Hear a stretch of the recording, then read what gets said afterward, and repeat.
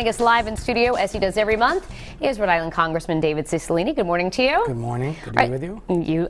Good to have you here. We want to start, though, with some of our top headlines, and that, of course, is the latest on those sexual misconduct allegations that have been made against a pair of Democrats on Capitol Hill, namely Al Franken and also Michigan Congressman John Conyers. So what is your position on whether or not they should resign from their positions? Well, you know, these allegations are very serious. Everyone has a right to work and be in the workplace in a safe and welcoming environment. That kind of conduct is unacceptable, period.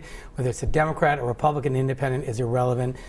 Those individuals who engage in that sort of behavior need to be held accountable. There's a process to do that, and they ought to be held accountable, period. So should they resign, though? Well, Mr. Conyers has stepped down as a ranking member position on the Judiciary Committee, which was absolutely the right thing to do in light of the seriousness of these allegations.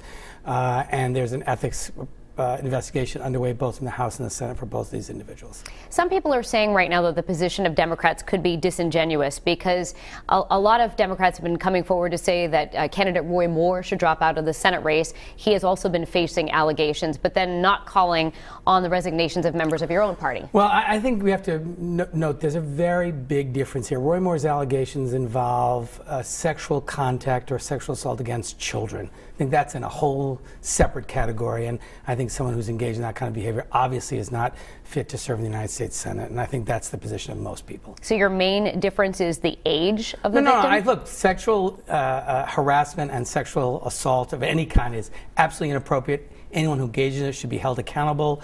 There's a process for people who are elected because you're going to undo the decision of voters, and you have to be sure that before you do that, that there's a process that's followed. That's why you have an ethics committee.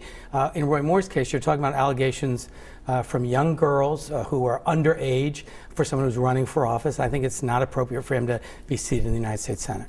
All right, let's turn now to tax reform. The president says that he wants to give Americans a gift before Christmas, saying a tax cut for Americans. But there are only a few weeks left before, Congress wraps up. Another government shutdown is looming. So what do you think is going to happen in the next few weeks?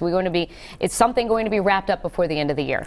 Well, the Republicans are trying very hard in the Senate this week to pass another version of a tax bill. This is really a tax scam. It's not a tax reform. It's a $1.5 trillion tax cut for the wealthiest Americans and the biggest corporations, paid for by cuts to Medicare, Medicaid, Pell Grants, infrastructure, eliminates the student loan interest deduction, makes more generous provisions for people to ship American jobs overseas, gets rid of medical expense deductions, and now the Senate's going to throw 13 million people off their health care by repealing a key provision of the Affordable Care Act. This is a tax scam that's going to give a big tax cut to folks who don't need it, and it's going to be paid for by future generations who are going to be burdened with it. I hope we can defeat it. It's not good for middle-class families. It's not good for working people. But the Republicans are very focused on trying to get this done before they leave. This weekend, President Trump very active on Twitter, saying a number of things over the weekend. But he once again also went after CNN, calling it fake news again. All of this while the Justice Department is taking aim at a merger between ATT and CNN's parent company, Time Warner.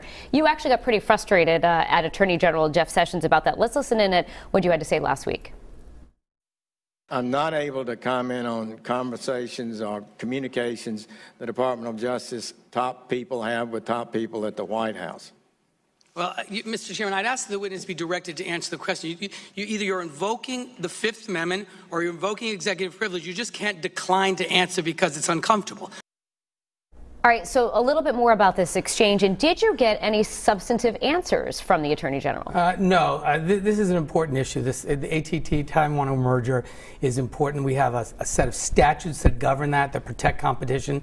The White House should not be interfering in any way in that. My frustration with the Attorney General was he, throughout the hearing, just would say, "I really rather not answer. I can't answer," because it was an uncomfortable or embarrassing answer. You can't do that. You're a witness. You're sworn. We're doing our oversight responsibilities on the Judiciary Committee. You have to answer questions. You either invoke a privilege or you answer the question. You don't get to pick and choose what you want to answer, and that was what it was very frustrating during the hearing. We have a number of issues. We could keep you here for 20 minutes every day. Absolutely. But Congressman Cicilline, we appreciate you joining us to talk about some of the issues affecting all of us. And we'll be posting this interview later on our website.